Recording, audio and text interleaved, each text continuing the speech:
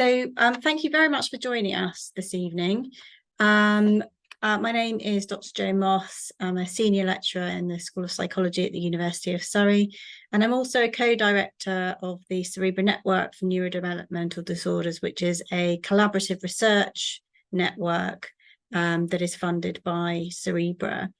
Cerebra had asked us to host this event this evening to talk about diagnostic overshadowing, in particular in children with genetic syndromes associated with intellectual disability, and to share some information and resources that we've been working on through our research programme that might support professionals, parents and carers who are working closely or caring for people with genetic syndromes. So the schedule for this evening is that you'll hear a little bit from me about what we mean by the term diagnostic overshadowing, and then I'm going to focus on an example of co-occurrence of genetic syndromes and autism characteristics. And then you'll hear a little bit from Debbie Austin, who is a strategic learning disability workforce development manager for family carers, and also a parent of a young person with Down syndrome. And so is going to be talking about her experiences as a parent. And then you'll hear a bit more from me again about some resources and some information. And then we'll have time for questions right at the end. So I'm going to suggest that for the most part, if you have questions, please use the Q&A section at the end of the webinar, and you can raise your hand during that time and turn on your mic to ask those questions. You could also use the chat function if there are questions that pop into your head during the talks. We may not be able to answer those during the talks themselves, but we'll try and do what we can, and then we'll address those in the Q&A section towards the end of the session. Okay, so I've introduced myself, and I'm going to start this evening by thinking about neurodevelopmental conditions more broadly and the current research in genetic syndromes before I go on to talk about diagnostic overshadowing more specifically. So broadly speaking, we know that children with neurodevelopmental conditions have significantly poorer outcomes in regard to development, health and well-being relative to their neurotypical peers. And these inequalities are significantly heightened in those children with the most complex presentation of needs, particularly those with severe and profound intellectual disability, those with rare genetic syndromes, and those with an intellectual disability and autism.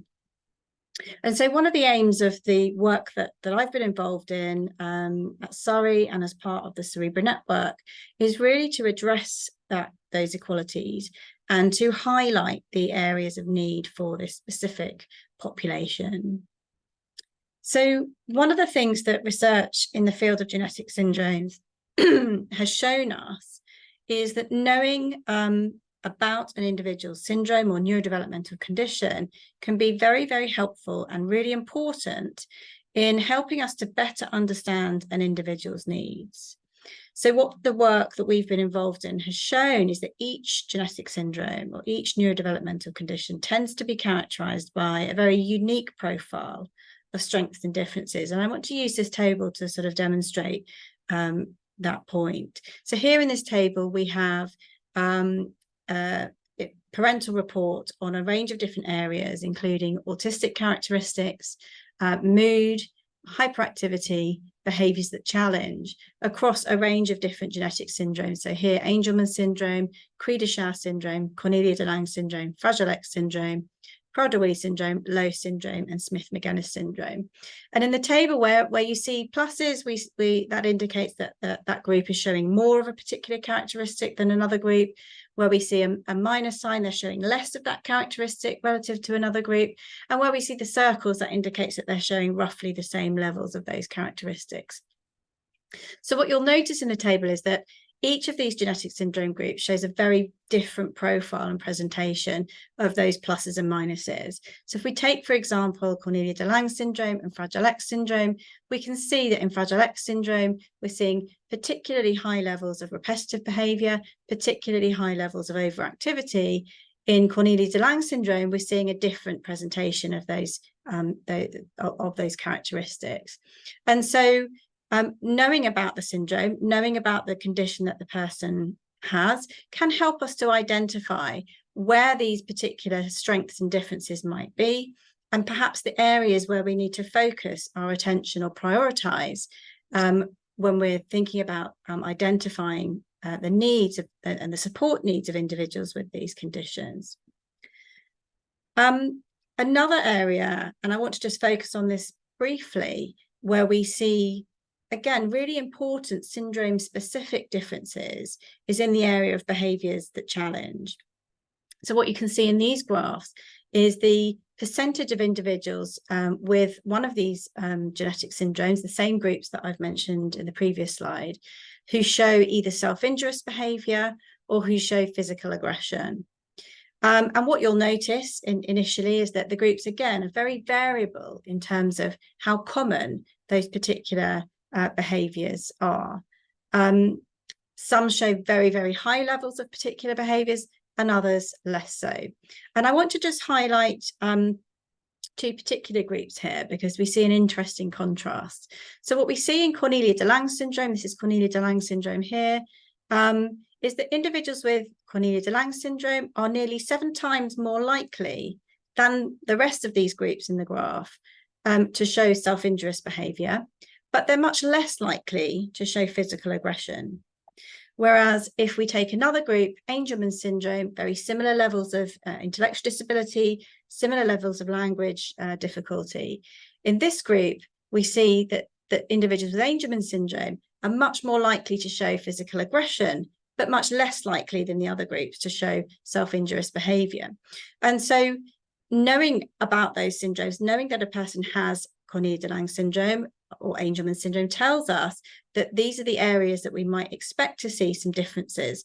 We might expect to see self-injurious behaviour in Cornelia de Lange syndrome, and we might be more likely to see physical aggression in Angelman syndrome.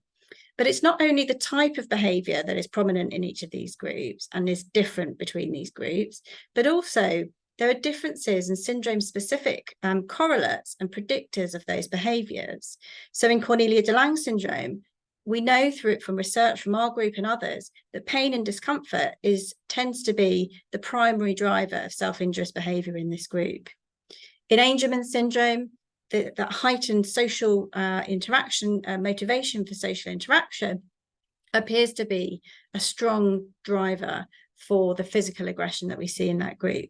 So again, knowing about the syndrome is really crucial here in order to identify the areas of need, but also to think about what might be underlying some of those differences, some of those challenges, and how we may better understand the support that somebody showing with that syndrome diagnosis might need.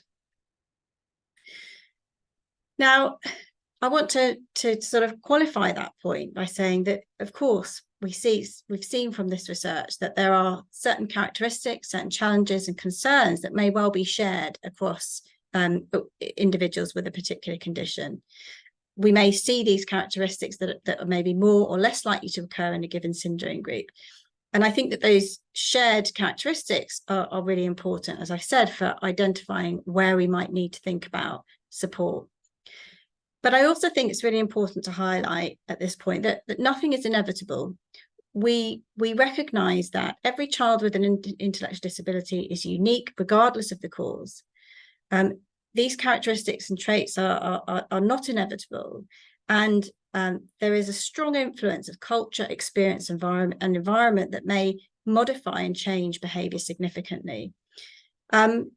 So it's important to bear those in mind, the areas and concerns that may be shared, but also to remember where we see these differences. Now, these approaches are not necessarily mutually exclusive. It's not an either-or approach. We either focus on the individual or we understand the syndrome. what I would suggest is that actually we need both of those things together in order to really fully understand what the person's needs of support needs are likely to be. So understanding their condition alongside understanding those individual differences and those individual needs. So one of the things that significantly impacts on identification of needs and access to appropriate support, particularly in the field of genetic syndromes, is diagnostic overshadowing. So what do we mean when we use that term diagnostic overshadowing? So diagnostic overshadowing is defined as a tendency to attribute all problems to a primary diagnosis or condition, and thereby leaving other coexisting conditions undiagnosed or other explanations unexplored.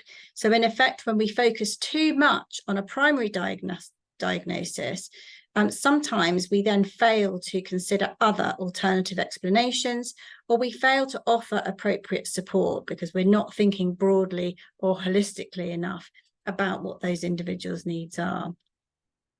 And there are different points at which diagnostic overshadowing may occur. We may see it at a very broad level, the level of developmental differences or the learning disability level, whereby we may assume incorrectly that because somebody has a learning disability, they are unlikely to be able to perform certain tasks or engage in certain activities. And so we see that diagnostic overshadowing masking then our thinking around what a person really can achieve and thinking about the individual level.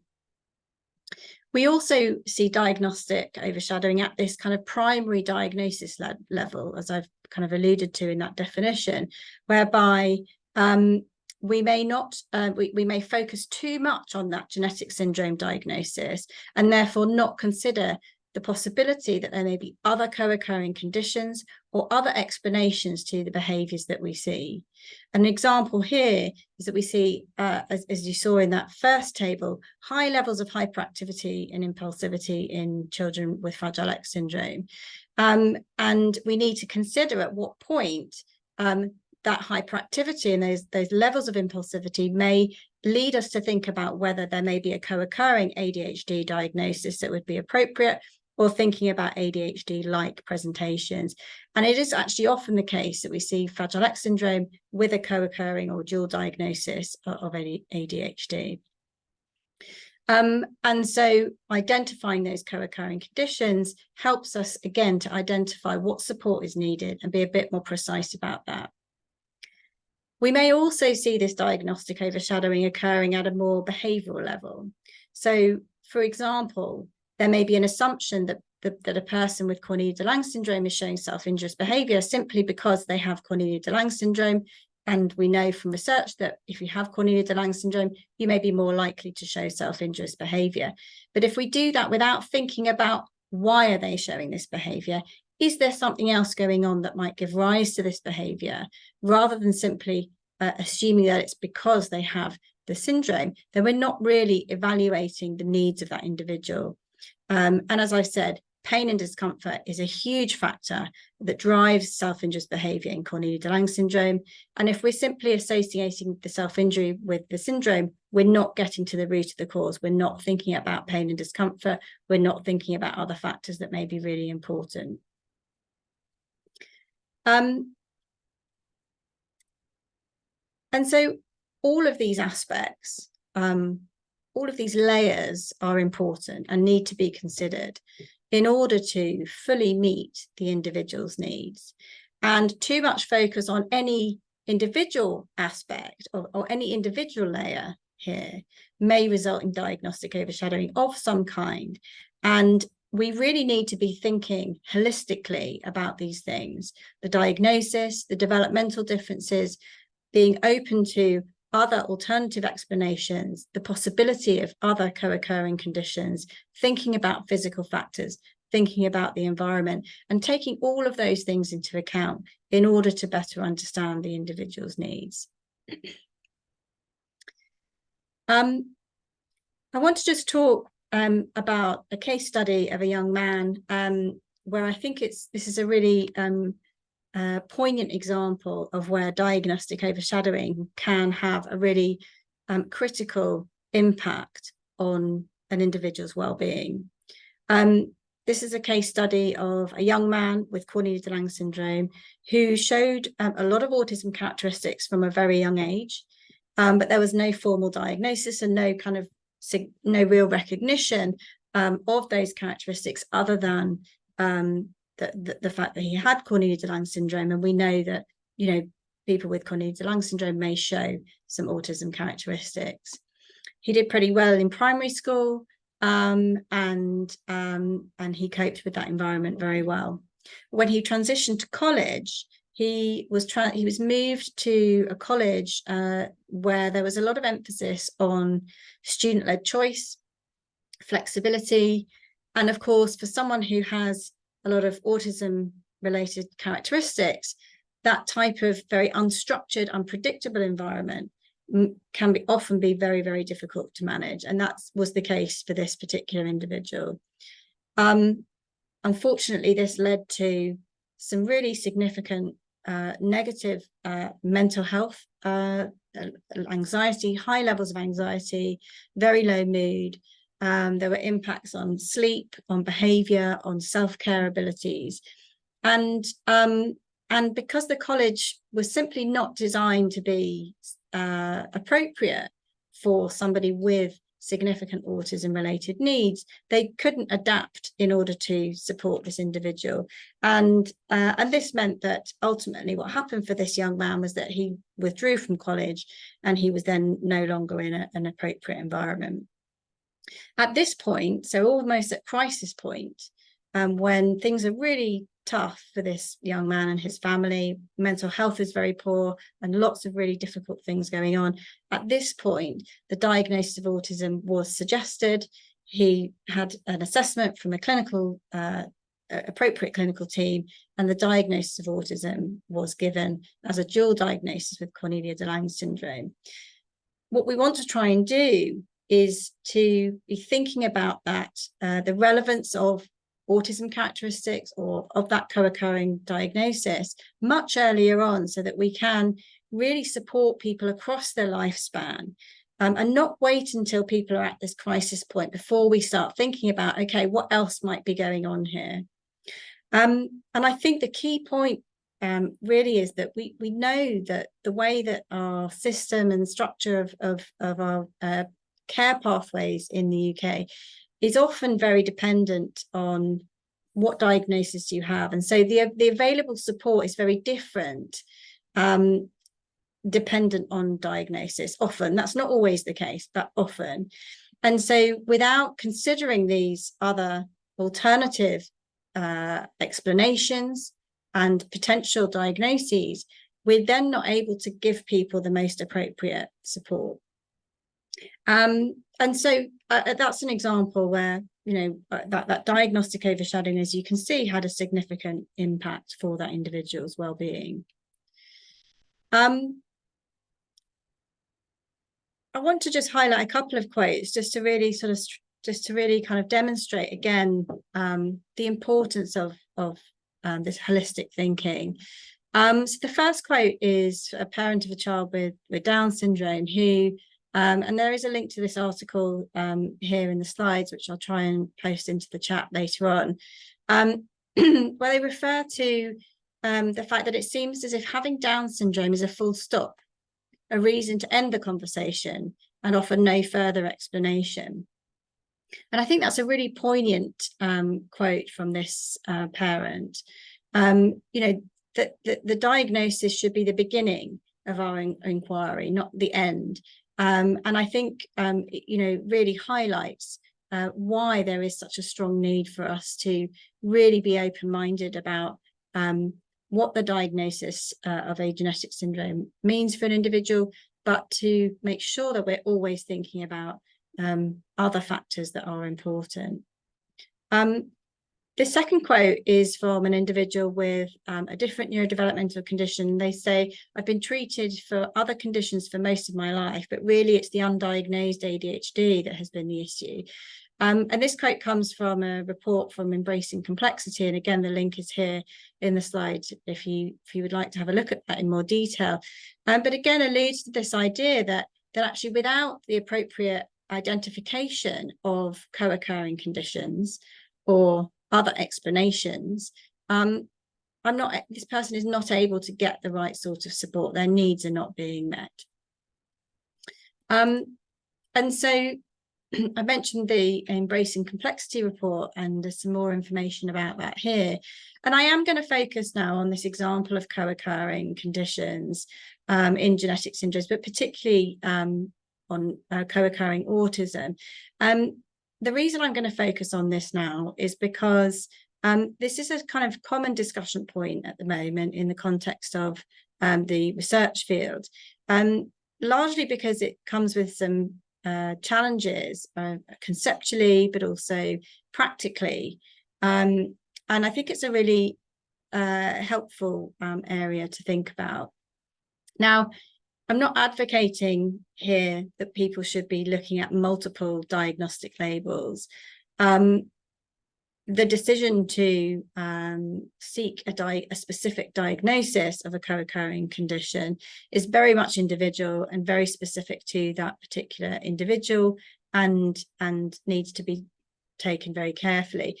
I think really what I'm trying to highlight is this approach, thinking beyond the primary diagnosis, thinking about what else might be going on for this individual, and making sure that we're not closing the conversation simply once a primary diagnosis is given, that we are able to take on board and consider what other things might be going on, and that there may well be other related neurodevelopmental conditions.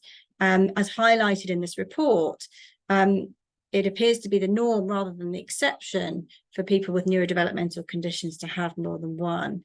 And it's really trying to think about how we can create better awareness of those co-occurrences and better support people in terms of identifying what their support needs are, when there may be co-occurring factors going on. So as I say, I'm going to focus a little bit on co-occurring autism before I hand over to Debbie. I'm sure many of you are familiar with the term autism, but for those who aren't, autism is a neurodevelopmental condition that's characterized by differences in two key areas. Firstly, in the area of social communication skills, and secondly, in relation to the presence of repetitive behaviours and restricted interests. And we see a range of characteristics and differences within these two key areas that contribute to the diagnosis of autism.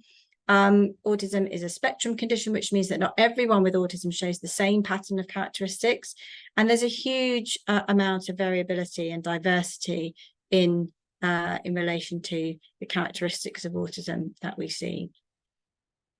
Just to give you a little bit of context, in the general population, autism occurs in around 1% of the general population.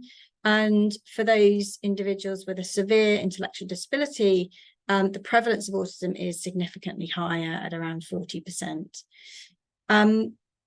So there is a strong association or overlap between some aspects of autism and severe intellectual disability. In children with genetic syndromes associated with intellectual disability, the prevalence of autism characteristics appears to again be increased. So this is work by Caroline Richards, who took a broad look at prevalence studies of autism across a range of genetic syndromes, and sort of pulled that information together in a meta-analysis, and that's a statistical approach to pulling together data from lots of different sources. And in this work, Caroline identified that individuals with a genetic syndrome were at least 10 times more likely to show autism characteristics relative to the general population.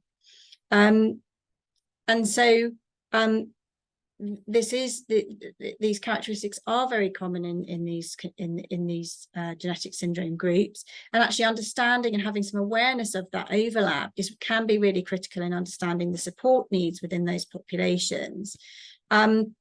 as you've seen in the case study that I mentioned, the young man with Cornelia de Lange syndrome, the impact of not recognizing or not being aware of those autism-related needs, whether or not a diagnosis is appropriate, simply not being aware of those needs may have a kind of longer-term impact for people later down the line.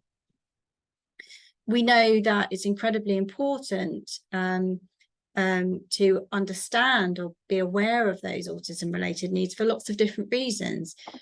Firstly, as I've already said, understanding the individual's needs for the long term, planning for the future, knowing what are going to be the right sorts of environments for those individuals who do have high levels of autism characteristics, making sure that we do get that person environment fit right, and we're supporting people appropriately with the right sorts of information. So understanding and having awareness of this overlap and this increased prevalence of autism traits within these populations is important for people's long-term well-being.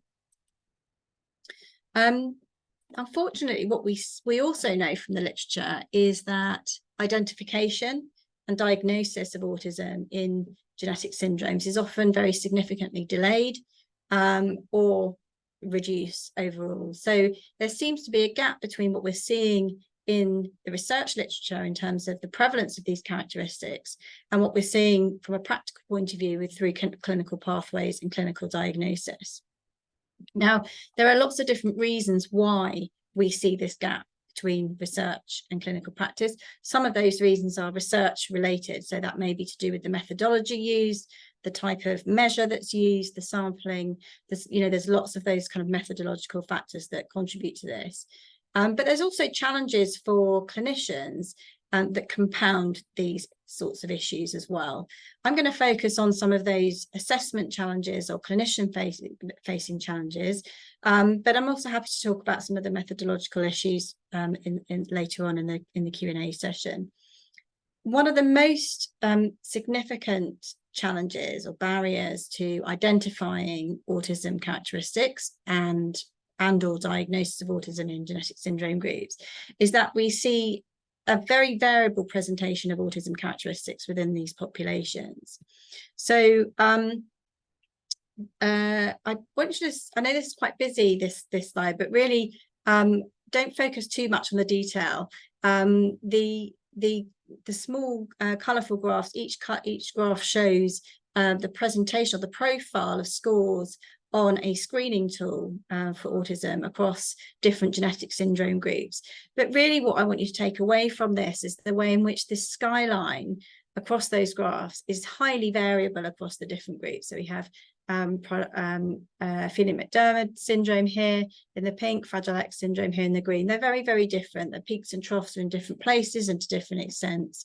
And the same again for Cornelia de Lange syndrome here in the sort of brownish colour. So very, very variable presentations. And each group appears to have its own sort of syndrome specific or syndrome associated signature, if you like, of autism characteristics. And so this is where that syndrome specific knowledge starts to become important again. Understanding and knowing about the syndrome, knowing what the profile and presentation of autism looks like in that particular group is going to be useful and helpful in being able to accurately identify autism-related needs for these populations. We know, for example, that in Cornelia de Lange syndrome, gesture use is actually relatively strong within this population. But there are other aspects of pragmatic communication and social communication skills that are significantly different and significantly impaired. And so knowing about those sort of strengths and weaknesses within CDLS is really important in helping us understand the nature of autism characteristics and presentations in those groups.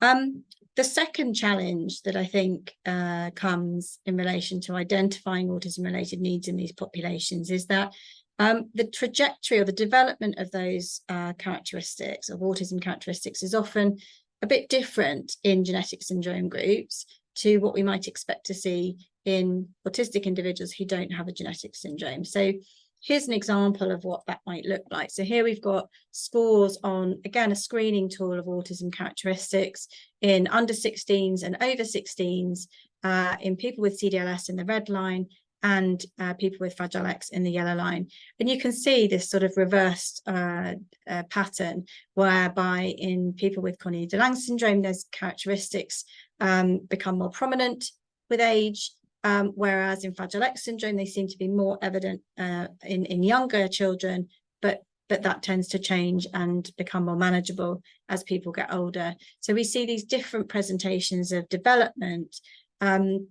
that would suggest to us that perhaps the typical point at which an autism assessment might take place, which is in, often in a younger age, may not necessarily be the right point at which we should be thinking about autism in some of these groups, and that we need to take this more lifespan approach in CDLS in particular, in thinking about reevaluating that as people get older, because there seems to be a different trajectory of those characteristics.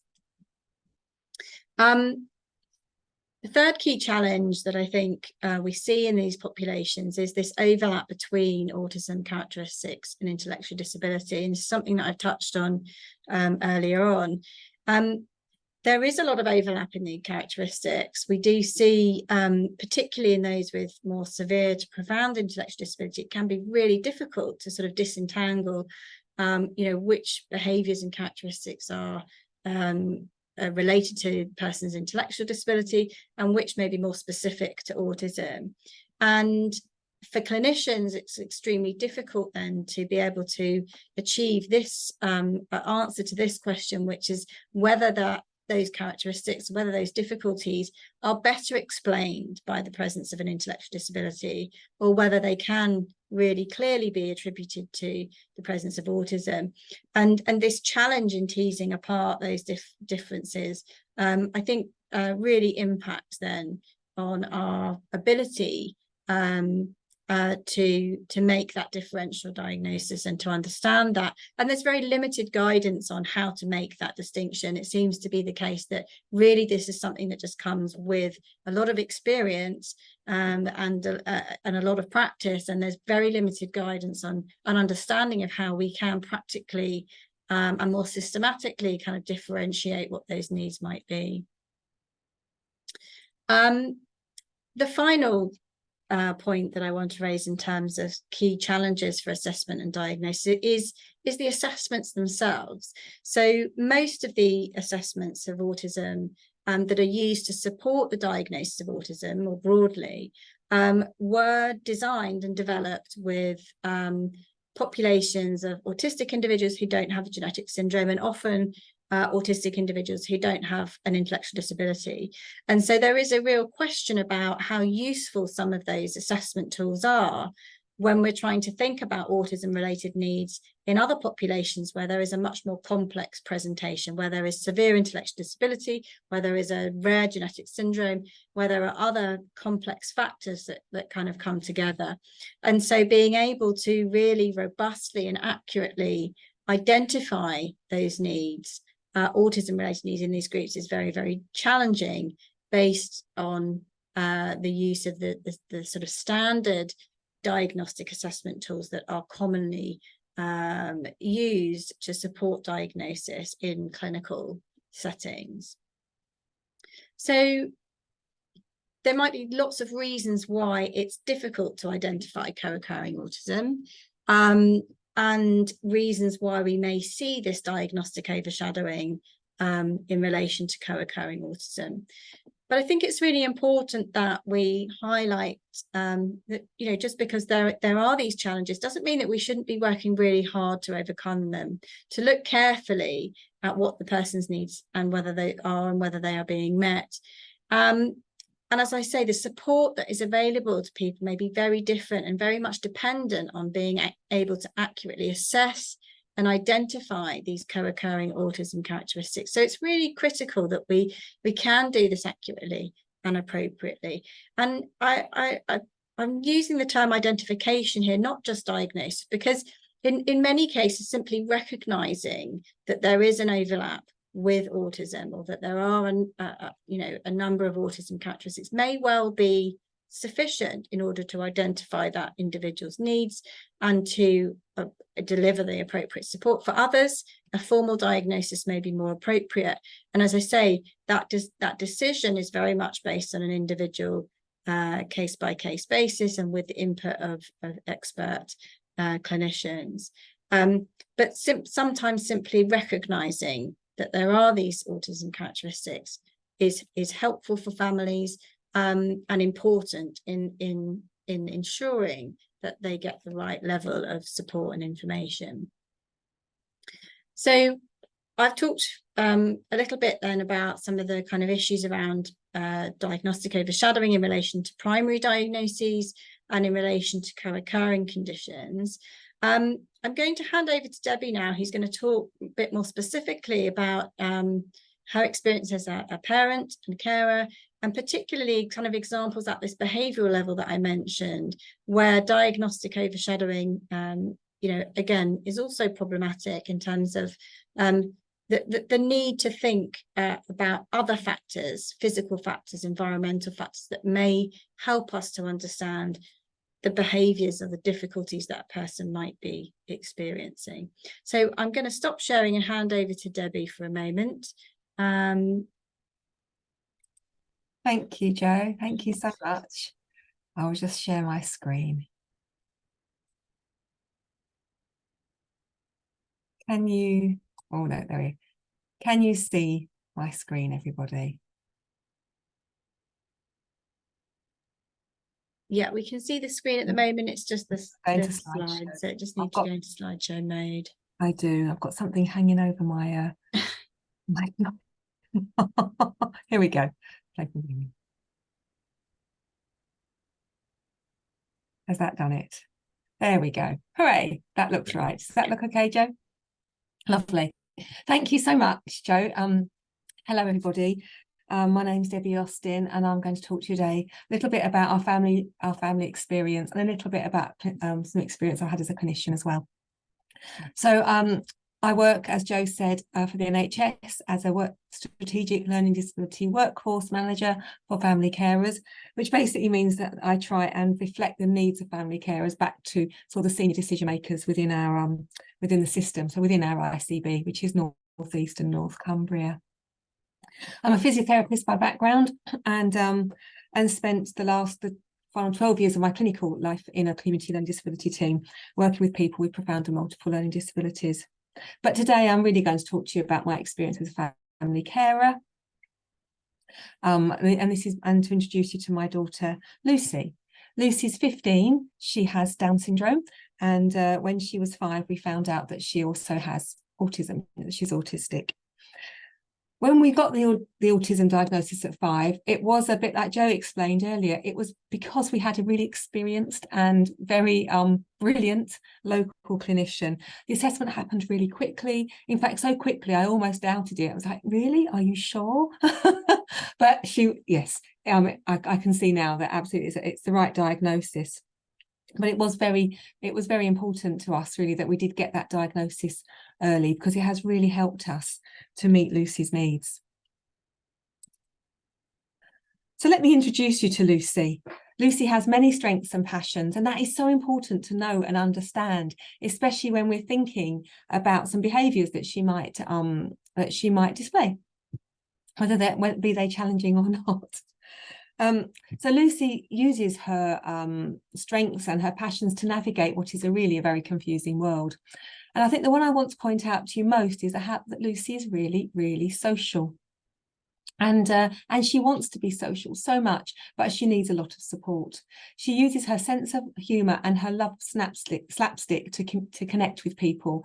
So if something goes wrong and there's an oh no and oh dear, she thinks that's great and wants to come up and see more. Or if she says something that's really funny and makes you laugh, then she wants to say it over and over and over again to you, just to have that very real and necessary connection.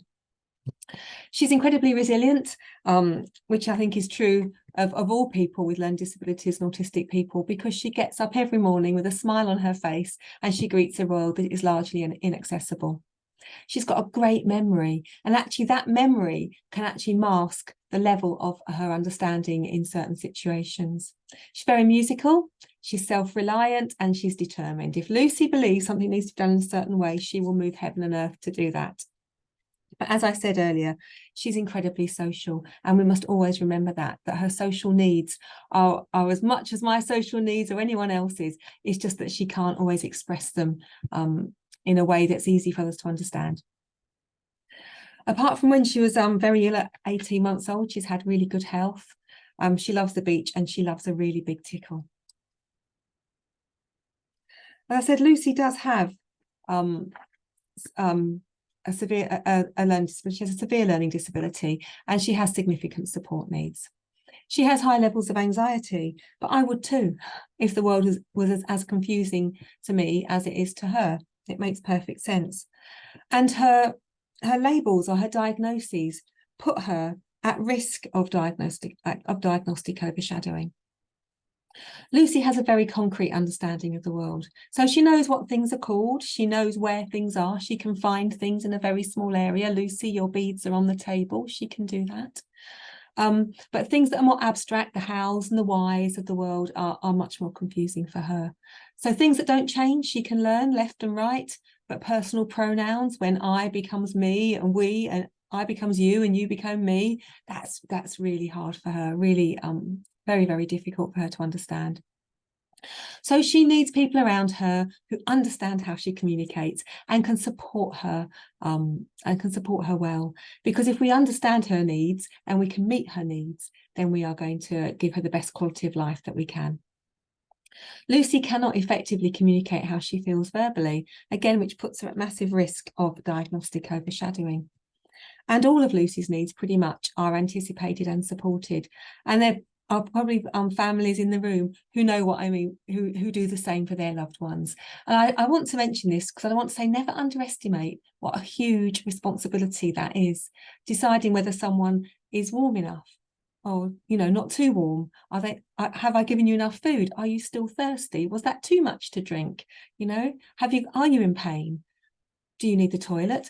I've asked you to go to the toilet, but did you really need to go? We, as family carers, and obviously there'll be many support staff who work and support people in the same way. It is a massive responsibility, isn't it? Having to make those decisions on behalf of somebody vulnerable.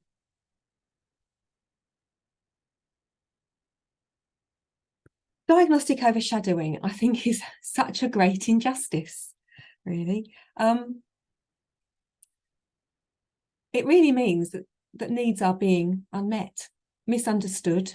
And, if a need is unmet and misunderstood, then there can be secondary complications from that. So I do feel it is a massive, massive injustice that I think if we think of it as a great injustice, we can kind of tackle it with that kind of wanting to, that sort of activism feeling that we must correct this great injustice that happens to people. Lucy's 15. I will never liken her to being a younger child, because I feel that in itself is does not reflect her properly. To sort of say that she maybe is like an 18-month-old in her understanding isn't actually particularly true, because she's 15 and she's a 15-year-old girl living in an accessible world. But she has 15 years of life and memories and feelings that I have to try and support her to kind of access, really.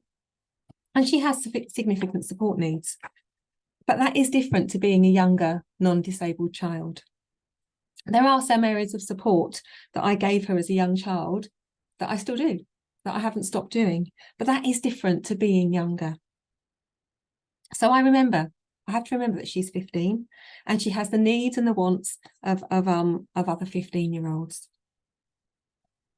So as I said, diagnostic overshadowing is this great injustice because of the type of needs that maybe will be going unmet. Whether it's a social need for Lucy, it could be a real need for connection and communication that she may display in behaviours that might be described as challenging.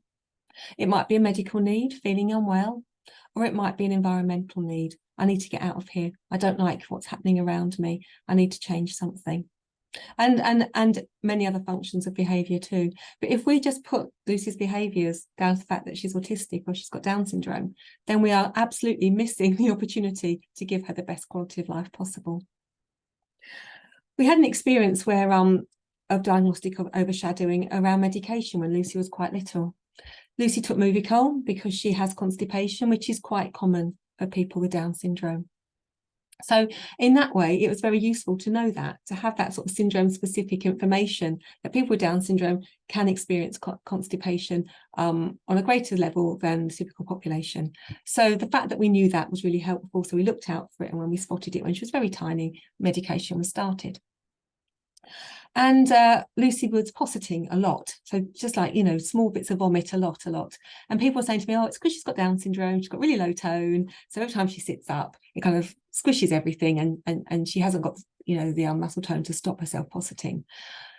And I kind of went along with that because I believed what people were telling me. But actually, one day we ran out of Movicol, had a delay in getting it, the positing stopped. And I thought, oh, well, maybe she's allergic to Movicol. Put the Movicol back on. Yes, positing started. So an absolute clear thing of diagnostic overshadowing. And yet still today, people do look at me in disbelief when I say, no, Lucy can't tolerate Movicol. We were encouraged to try it again when she was about 4.5. And yet again, the positing started. So we must remember about side effects of medication because she can't tell me. We also know that diagnostic overshadowing puts people at risk of not being given the appropriate medication, as Jo said, around pain.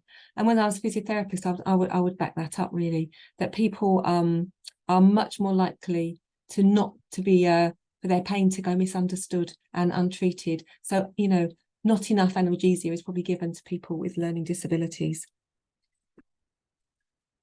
And we also know inappropriate medication might be given. We know that with the stomp stamp agenda, don't we? But also around other things. If you are a non-disabled person or a person without a learning disability at sort of my age, and you experience symptoms of menopause and you go to your GP, you are quite likely to be given some support, possibly HRT. If you are a woman with a learning disability about my age and you're experiencing symptoms of menopause, but you can't explain them and you're displaying them through other behaviours, you are much more likely to be given an antipsychotic medication, rather than people thinking, oh, actually, you're of that age, maybe this is menopause. So again, diagnostic overshadowing can have so many implications, can't it? So I think what I want to always say to people is to just be really, really curious and just ask the extra question. What is the reason that we're seeing behaviour? Because there's always a reason. Okay, so behaviour that is described as challenging. We've seen that with Lucy. When Lucy was quite little, she was hitting me a lot. And I want everyone around to know that if we see behaviours that are described as challenging, you might feel as challenging, that they are communicating some form of unmet need. Okay, we need to be thinking in that way. I didn't know that. I had to be told that. So when Lucy was quite little and she was hitting me a lot, all I wanted was for it to stop. How do I stop you from doing that is all I wanted. We had kind hands stickers and kind hands cards because all I wanted her to do was stop hitting me, with good reason, because I just thought life's going to be really difficult for you, my darling. If you hit people time, not everyone's going to understand and be kind to you. So I really focused on her stopping hitting. But actually, it was a quote from it was a chat with our wonderful learning disability nurse, who I quote all the time around when I talk about Lucy and our journey supporting her behaviour. Is that I spoke to Jo about the hitting, and I said to her, Jo, can you help me? Lucy's hitting me a lot, especially on the stairs in the morning, and I've got all these, this is what I'm doing. I'm telling her to use kind hands. I've got kind hand stickers and cards and everything, but it's just carrying on. And she said to me, Debbie, I've got absolutely no doubt that Lucy knows exactly what kind hands are. And that's not the point, because she's trying to tell you something. And for us, that was a fundamental shift in approach, because how do I stop you became how do I help you? How do I see what do you need, my darling? How can I help you? What's missing? What have I done wrong? Mum is really sorry. So that complete change in approach means that we are much less likely to we're more likely to meet all Lucy's needs, which means then we're far less likely to see any behaviours that would be described as challenging. So we must always think that behaviours are a form of communication. And even if, like, as Jo said, some behaviours are more common in certain syndromes, that still doesn't mean we shouldn't try and help. That's just never a reason on its own to stop, to stop trying to help someone. I think looking at learning about the arousal curve was really important. And when I understood that Lucy looks and behaves differently in different levels of arousal, actually, I realised how much there had been diagnostic overshadowing happening for her. Let me explain. When Lucy is in that amber zone of arousal, these are the things that she shows. These are the things that she does. She puts her eyes down and she reduces her eye contact. Her shoulders go down and her head comes down, and she's irritable, or she might have really staring eyes. Now, a lot of those things, when she was little, were put down to the fact that she's autistic. Okay, so actually we just thought, oh, we'd been given the autism diagnosis. She was in a mainstream school. Things were hard for her. We were having there was quite a lot of behaviour that was described as challenging, and all these things were happening too, that she wasn't making much eye contact. She wasn't really engaging much with the people around her. She had a very long processing time and needed a lot of support to make choices, and that all just fitted with this recent autism diagnosis, which was one of those great injustices. So we were told, oh, she's not very social, she doesn't like being around people, and we believed that. It looked true, it looked right. We're also told that at lunchtime she likes to go out and pull grass, and that's and sprinkle it in front of her eyes, and that's actually part of the fact that she's autistic. Now I know her really well and I understand her, and I've learned a lot more. I realised that no, actually Lucy was just in that amber level of arousal on the arousal curve. That isn't Lucy when she's at baseline green and happy. She has great eye contact when she's green and happy on her terms, but she'll make eye contact. She'll laugh, she'll initiate affection, she'll come up and ask for a tickle. She can make choices much more freely. And those staring eyes kind of aren't there as much. She doesn't need to pull grass if she's not bored. That was an absolute boredom thing. But we put it down to her autism because we didn't know better. So again, what I say is it's such a great injustice if we do that for people. Okay. I'm going to talk a little bit about the diagnostic overshadowing that can happen to family carers as well. Because looking after a child with significant needs, it's a joy. I mean, it's an absolute joy, but it brings challenges with it too. And one of the challenges that I found is actually that I'm not always trusted and believed and listened to. And we know from the research that came out from Cerebra a couple of years ago now, I think was it August last year, about parent-carer blame. We know we've got quite a lot of work to do. I also need to make sure that everybody around Lucy knows everything they need to know. So I can sometimes be, perceived as a bit of a kind of a bit difficult, I suppose, a bit challenging. But all I'm trying to do is make sure everyone's got all the information they need to support her as well as she deserves to be, and to make sure that she's got the quality of life that she absolutely deserves.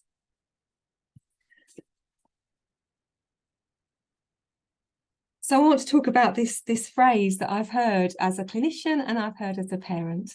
And I think this is diagnostic overshadowing for families, really. And it's that phrase of they've just got to learn to let go, because families are often told, well, you're just being overprotective, But I don't think I'm ever overprotective when I think about the complexity of Lucy and her needs, and the fact that I can't get everyone to always understand and meet her needs. I think I'm often appropriately protective and not overprotective. And I don't really think I'm over anxious, given the again the extent of her needs and often the gaps and the failings in the system. So I think I'm often appropriately concerned. I certainly don't think I have expectations that are too high. My expectations for her quality of life and for everything that she has are the same as anybody else's. She just requires a lot more support, and we need a lot more help to get her there. I don't think my expectations are too high, though I've been told they are. And Lucy I don't ask for excessive support. I just ask for appropriate support for her. because that's what she deserves. I'm going to finish with this slide. I was asked to do a presentation several years ago, really, now, for the Challenging Behaviour Foundation. It was about family care and resilience. And I thought a lot about it, and I found this slide. I thought, isn't that great? It kind of really sums up my life, kind of juggling everything, balancing everything, trying to get, meet all Lucy's needs and understand everything and do what I need to do. But the more I looked at it, I thought, it's not my life this reflects, it's hers. And the life of people with learning disabilities, the life of people with autism. We talk, don't we, often in life about the road we travel, the path we're on through life, life's journey, life's road. But actually, I do think for Lucy and people, people like her, that the width of a road or the width of a path is frankly a luxury. I think for her, it's much more like a tightrope. It's precarious. It can be very unstable. It can be frankly dangerous. And diagnostic overshadowing is one of those dangers that is going to tip her off that tightrope. So if we can think about that and just try and remember that if we can not apply diagnostic overshadowing, then we've got a chance of making that turning that tightrope into something closer to a path. And that's me. Thank you very much.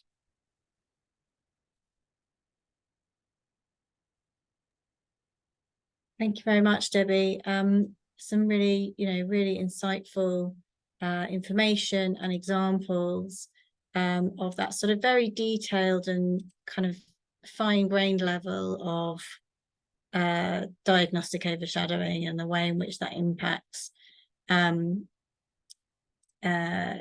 people on a day-to-day basis. And so I want to just move on really to thinking about what can we do about this? How do we change this narrative that the diagnosis is a full stop? And whether that be a primary diagnosis or, as Debbie's highlighted, a co-occurring diagnosis, there should never be this sort of full stop.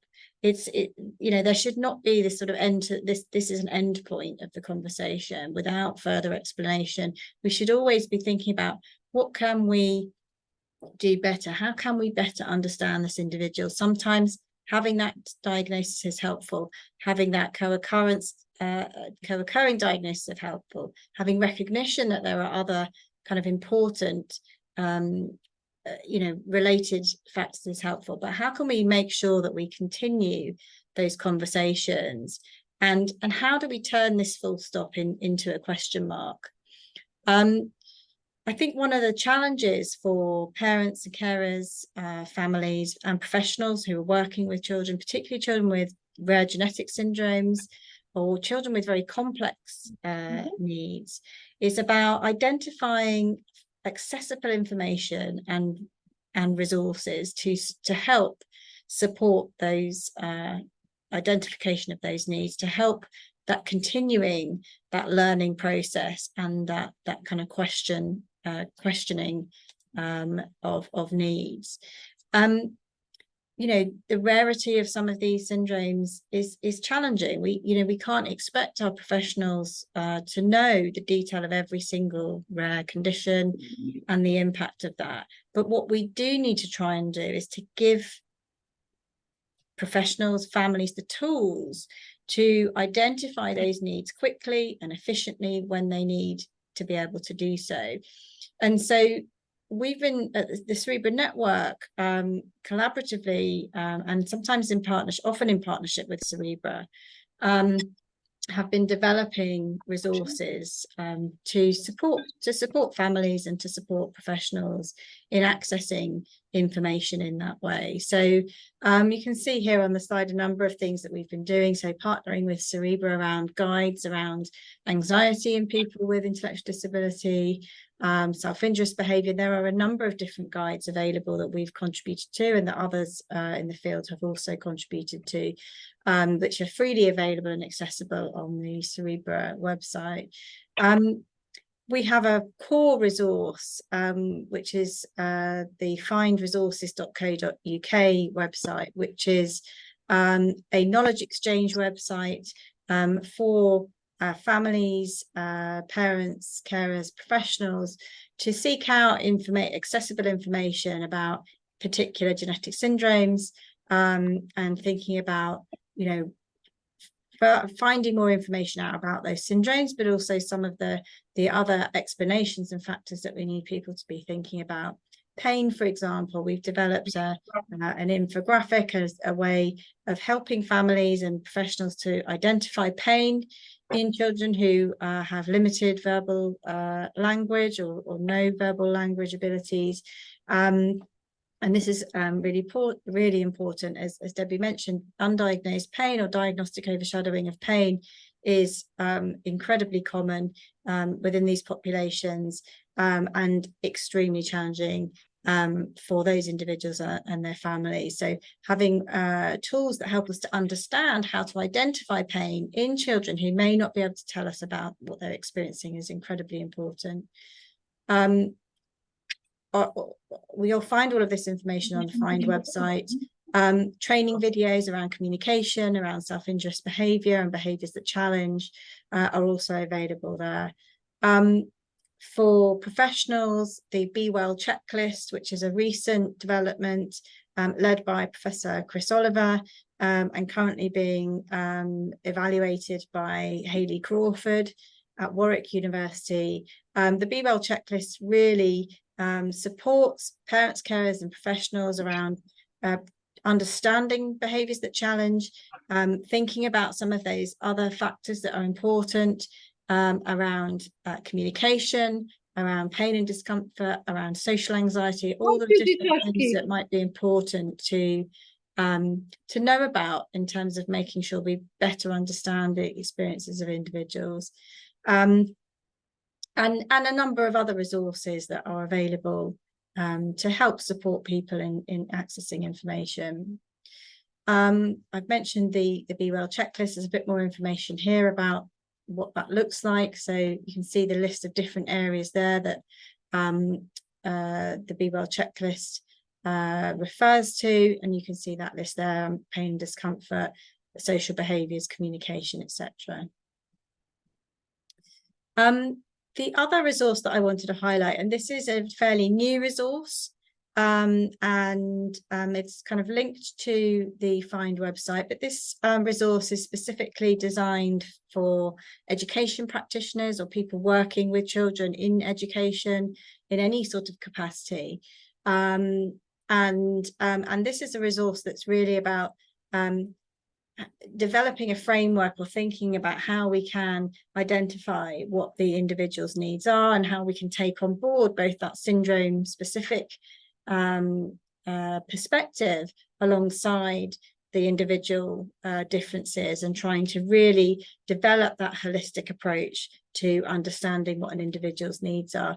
The link to the resource is here on the slide, and I can post that in the chat a bit later. So do feel free to go and have a look. It's freely available. We've asked people to register it just so that we know how many people are using it. But it's freely accessible and freely available, and you can pass that on to your practitioners, education practitioners who are working with your children if you feel that it might be useful. The reason why I'm highlighting this resource is because we spent quite a bit of time focusing on these issues in particular around diagnostic overshadowing, around recognition of co-occurring conditions, and understanding factors that contribute to behaviours that challenge, and this aspect of importance of individual differences.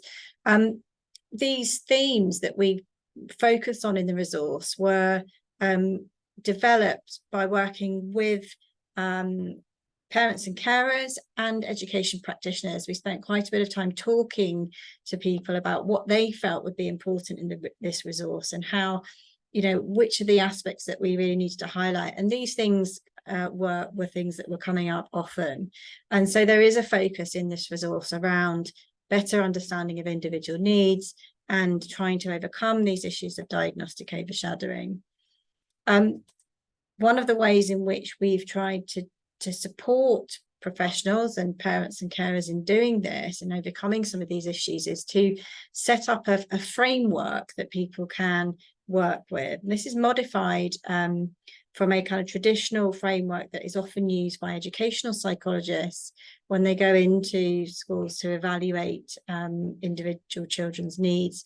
This was co-designed with an senior educational psychologist, Dr. Laura Wilby, and she helped us to put this framework together. And so what we're trying to do within this framework is to support people in thinking about both the syndrome specific considerations and the individual's needs and individual characteristics, to make sure that we are thinking a bit more holistically about what that person may need, and continuing to sort of ask those questions and seek answers, rather than to simply say, well, this is because they have the syndrome, or this is because they have autism, a dual diagnosis of autism. What are the other things that are also going on for this individual in terms of their physical health, their sensory needs, their social emotional well-being, and how can we pull all of those things together to think about and support people.